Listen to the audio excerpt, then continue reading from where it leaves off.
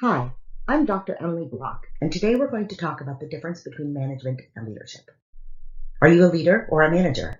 Is your boss? What's the difference? Does it even matter? Leadership and management are terms we often use interchangeably.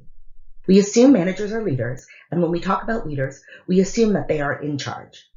But there are actually two very different things.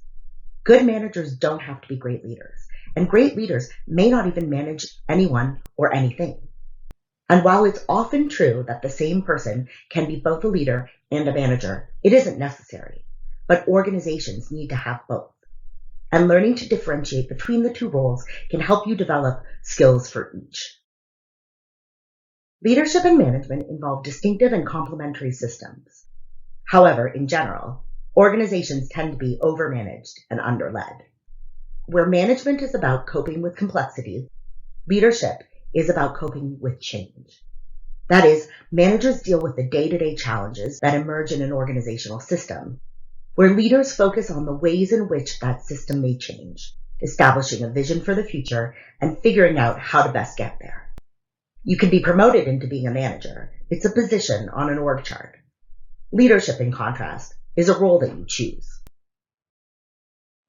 So what does it mean really to cope with change and complexity? What are their differences? Let's start with what the main goals are, what leaders versus managers set out to do. The job of leaders is to set the direction. This involves developing a vision and a strategy to achieve that vision, setting high but reasonable goals. Managers, in contrast, develop detailed plans to achieve that vision. It often involves budgeting and setting timetables, as well as figuring out how to allocate resources to get things done. Leaders and managers also deliver results differently. Leaders do so by aligning people with that vision. This job involves communicating a clear vision and creating coalitions that support their vision and strategy. Managers, in contrast, organize and staff projects aligned with the vision. They develop a structure and delegate authority, ensuring that policies and procedures are in line with the leader's vision. Leaders move toward their vision by motivating, mentoring, and inspiring people. They generate energy and momentum toward their vision and convince employees to overcome barriers to change.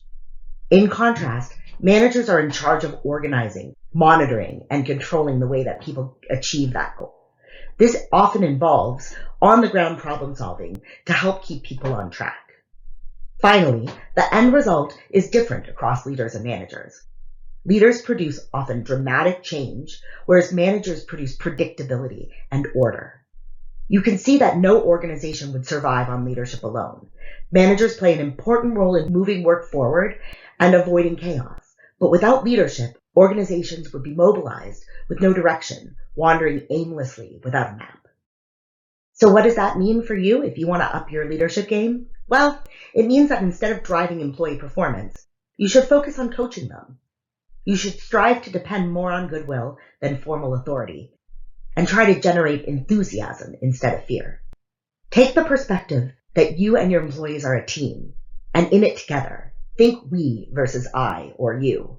And that means not looking for blame, but fixes, and giving credit rather than just direction.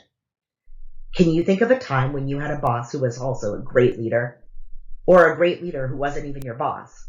What did they do that you would like to emulate? See you next time.